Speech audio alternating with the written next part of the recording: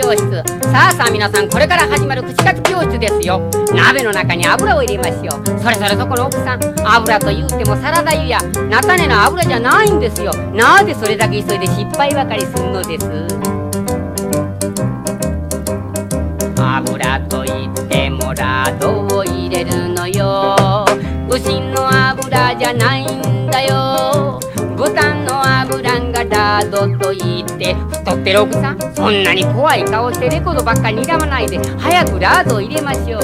じゃあてへてからボウルにメリケン粉を入れて、そこに食塩振りかけて、じゃ味付け材料をちょいとこぼし、ボウルの角で卵に力を入れて叩き、またまたそこの奥さん、卵を持たんと自分の手を叩いたんやろ。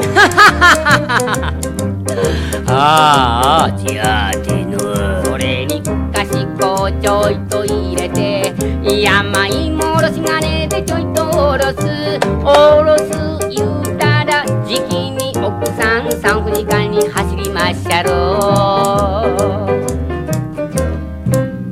悲しい涙も嬉しい涙も入れましょう。時々人情も入ります。ほなら先のメリケン粉に水を入れて箸で回して衣が出来上がり、あこりゃあこりゃ鍋の油は煮えたって言ったが、なんで奥さんさっきから首をかしげて考えていやはるの。そら奥さん飽きまへんで、ガスの火つけの忘れてましたんやろ。ああじゃ油は煙が出たあかん。パン粉を2本の指でちょいとつまみ、子供のおしっこやあらへんで、そんなにきつ引っ張っちゃかわいい坊やが泣くやんか。油の中にはよ入れて箸で回して出来上がり。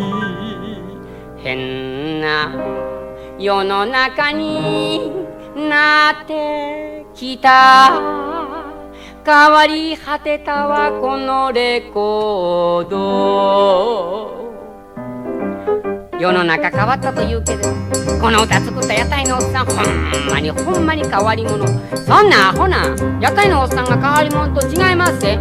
この歌売ってるレコード会社わてよりももっともっと変わり者ですぜ。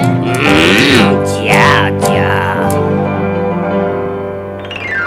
それまた買うてくれたアンさん、お宅もよっぽど変わり者やな。屋台のおっさんの変な串カツ教室終わり。じゃあてのーら